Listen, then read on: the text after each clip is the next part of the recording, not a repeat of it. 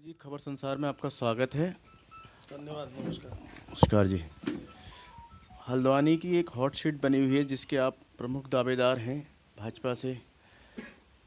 कुछ कहना चाहेंगे कि किस तरह इस चुनौती को लड़ेंगे आप, क्योंकि आपके सामने कांग्रेस की कद्दावर नेता के बेटे सुमित हृदय जी हैं।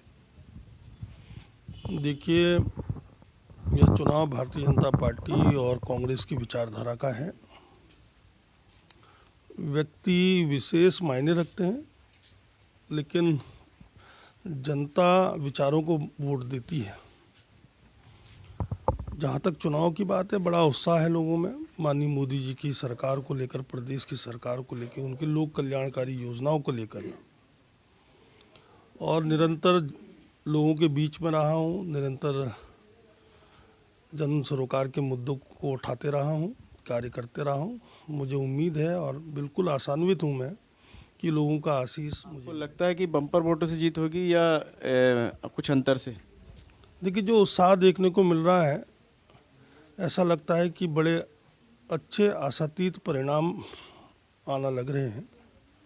और मुझे लगता है कि वोटिंग परसेंटेज अगर बढ़ेगी तो बहुत अच्छे मार्जिन से जीत होगी।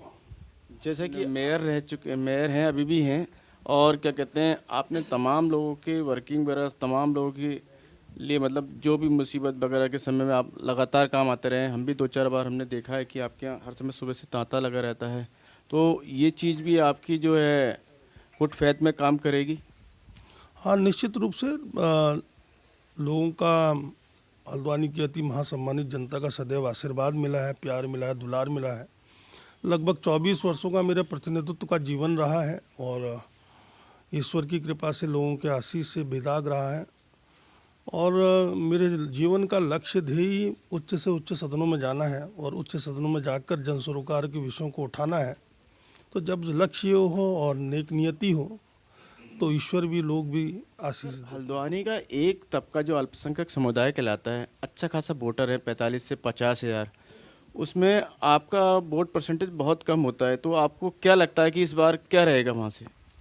देखिए, ये मतदाता के कई तरीके, कई मायने होते हैं और मैं बिल्कुल आशान्वित हूँ कि उक्त क्षेत्र से भी मुझे अच्छा मत प्राप्त होगा, क्योंकि भारतीय जनता पार्टी सबका साथ सबका विकास पर विश्वास करती है और उसी विश्वास के साथ सभी लोग एकजुट होकर इस शहर के सर्वांगीण विकास के लिए, प्रदेश के, देश के सर्वांगीण विकास के लिए कार्य करते हैं।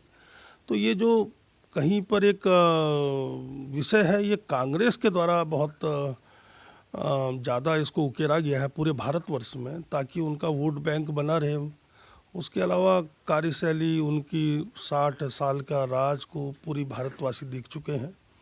अनेकों अनेकों प्रकार के हजारों हजारों लाखों घोटाले पूरे भारतवर्ष में उनके द्वारा किए गए, लेकिन अब जनता समझ चुकी है और अल्पसंख्यक लोग भी समझ चुके हैं कि वो उसी दल के साथ हैं जहां पर उनको आशा है। मोदी सरकार ने कश्मीर में धारा 370 और 3 तलाक का जो कानून बनाया है, इसका कुछ लाभ मिलेगा आपको? निश्चित रूप से कश्मीर भारत का ताज है, हमारी मान है, हमारा सम्मान है। उसमें जो भी इंटरनल पॉलिटिक्स और एक्सटर्नल पॉलिटिक्स के कारण जो वहाँ पर आबहवा खराब हुई, उस आबहवा के लिए 370 जो भारतीय जनता पार्टी का नारा है, एक देश एक विधान एक निशान, उसको उन्होंने वहाँ पर कर दिखाया। और ये 370 हटना बहुत ही नेशनल इंटरेस्ट में काफ़ी लाभदायक है। और जहाँ तक अन्य विषय हैं, भारतीय जनता पार्टी की सरकार वर्तमान में क्या कार्य कर रही है, किस तरह भारत का सम्मान पूरे विश्व में बढ़ रहा है, किस तरह प्रदेशों में आपसी सामंजस्य से भारतीय गणराज्य आगे बढ़ रहा है, ये सब हमको देखने को मिल रहा है। 3 तलाक का इसका 3 तलाक निश्चित रूप से कोई भी महिला है किसी भी समाज की, तो हम महिला सशक्तिकरण की बात करते हैं। महिला सशक्तिकरण के को लेकर सबसे अहम कदम भारत सरकार ने उठाया है। ये कदम निश्चित रूप से सभी महिलाओं को सम्मानित करता है उनको सशक्त करता है, उनके मौलिक अधिकारों को उनको जनता आपको चुनती है तो शहर की सफाई व्यवस्था वगैरह जो एक स्मार्ट सिटी का एक सपना था, क्या वो पूरा होगा? देखिए, नगर निगम के द्वारा जो सुविधाएं दी जाती हैं, सभी लोग इस बात को स्वीकारते हैं कि ये पहले से उच्चीकृत हुई हैं, लेकिन मानवीय कारणों से, भूल से कभी कभी ऊपर नीचे होती रहती हैं। वर्तमान में नगर निगम हल्द्वानी ने काफ़ी उत्कृष्ट कार्य किए हैं।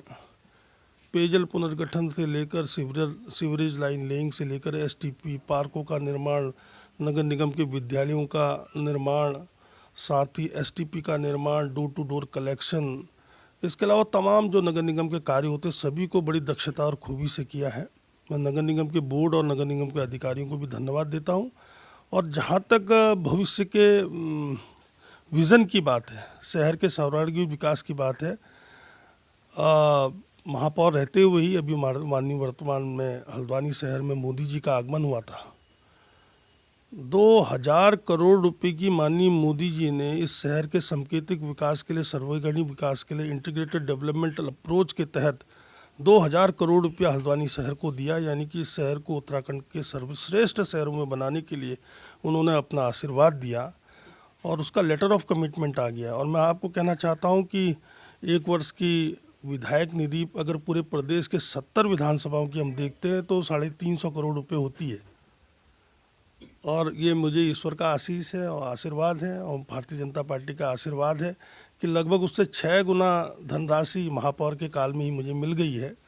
तो मैं समझता हूँ कि ये बहुत बड़ी धनराशि है जो इस शहर का काया पलट करेगी, शहर को उच्चीकृत करेगी, जन सुविधाओं से युक्त करेगी, इस शहर को सुरक्षित बनाएगी, समरस बनाएगी और तमाम अवस्थापना संबंधी कार्य किए जाएंगे। केवल एक ऐसे विधायक की ज़रूरत है जिसको अनुभव हो, तन और मन समर्पण हो और समर्पण भाव से, ईमानदारी से, नेक नियति से लोगों के बीच में रहकर काम लेटर आ गया कि सर 2000 करोड़ का जो पिछले महीने मोदी जी ने घोषणा करी थी? जी, 30 तारीख को माननीय मोदी जी द्वारा एमबी ट्रस्ट के मैदान में यह अभूतपूर्व घोषणा की गई थी और ये भारत सरकार की घोषणा है, पीएम की घोषणा है। और इसका लेटर ऑफ कमिटमेंट ठीक एक दिन पूर्व यानी कि 29 तारीख को शहरी विकास विभाग उत्तराखंड को प्राप्त हो चुका है और थ्रू सोशल मीडिया, व्हाट्सएप मेरे को भी सचिवालय से प्राप्त हो चुका है। बहुत बहुत धन्यवाद। ये तो हल्द्वानी वासियों के लिए बहुत खुशखबरी की बात है कि 2000 करोड़